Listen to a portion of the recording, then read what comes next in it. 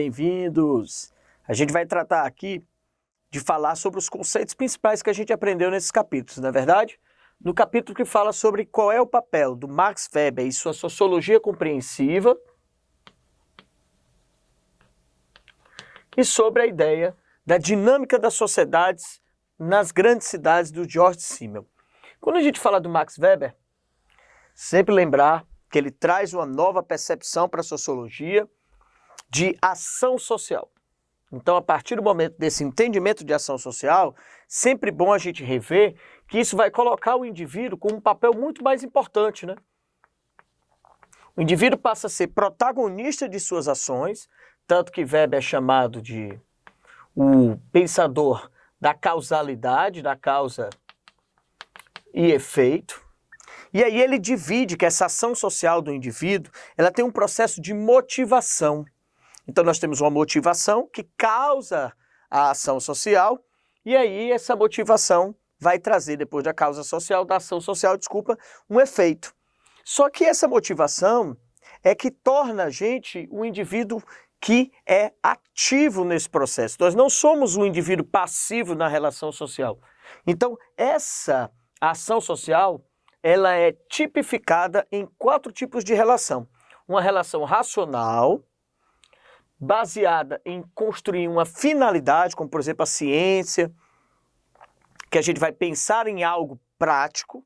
Uma relação racional, que tem preocupação com uma relação de valor, um valor moral, um valor religioso, um valor político, do qual você construa suas relações, suas ações sociais. O indivíduo agiu movido pela sua percepção de valor naquele quesito, ele agiu devido a uma percepção de que ele precisava fazer algo prático, tá?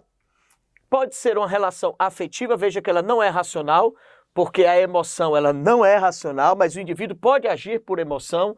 Vamos pensar aí, por exemplo, a raiva, o quanto vai fazer com que alguns indivíduos movidos por essa forte emoção ajam. E a relação de tradição, os nossos hábitos, as nossas festividades, as nossas relações de cerimônias, ok? E ele fala também, em sua obra, que a gente viu no capítulo, sobre a relação entre a adoção de uma prática protestante, principalmente o modelo do calvinismo, e a fundamentação da estrutura do capital. O quanto a prática protestante sobre a relação de trabalho, que a gente sabe que os protestantes calvinistas veem o trabalho como uma conduta de moral cristã, não são favoráveis dos gastos do que se ganha com o trabalho, com o prazer, com o luxo, criando uma nova percepção de sociedade, de consumo, acabam acumulando capital e conseguindo desenvolver as necessidades de produção e de crescimento econômico, porque eu preciso de capital para investimento. De onde viria esse capital? Do meu próprio trabalho. Porque eu mudei a minha ideia de consumo e eu mudei a minha ideia de trabalho. Ele fala também sobre a necessidade e a transformação desse Estado moderno, que é o tempo do qual ele vive. Ele não só percebe a relação da ética protestante e do desenvolvimento do capital, como ele percebe a construção que se faz necessária de um novo Estado.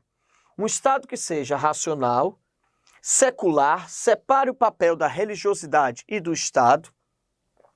Um Estado que seja impessoal, portanto não seja tomado somente das decisões daquele que é o seu governante, e que crie um sistema de instrumentalização burocrático que seja de base racional e eficiente.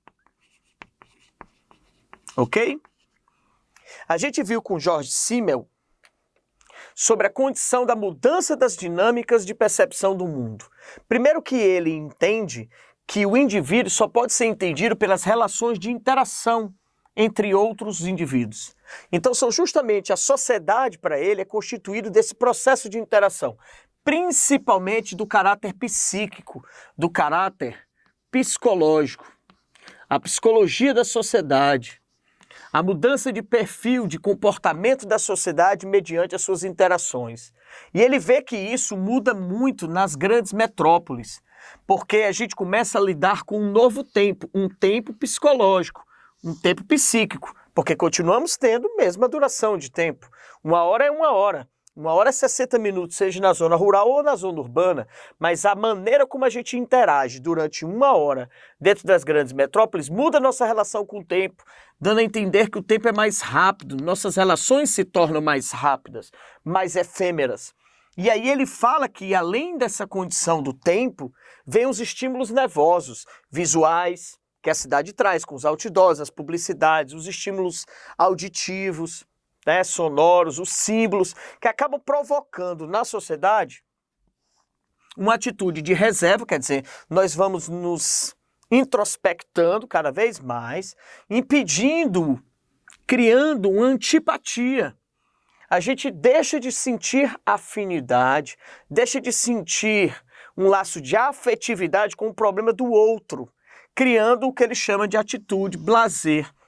É a banalização das relações, dos problemas sociais. Porque tamanhos são as condições de velocidade das relações que a gente não consegue fazer parte real desses problemas.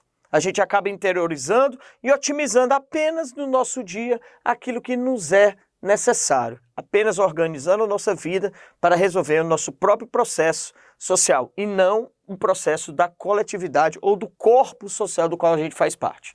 Beleza? Até o nosso próximo encontro.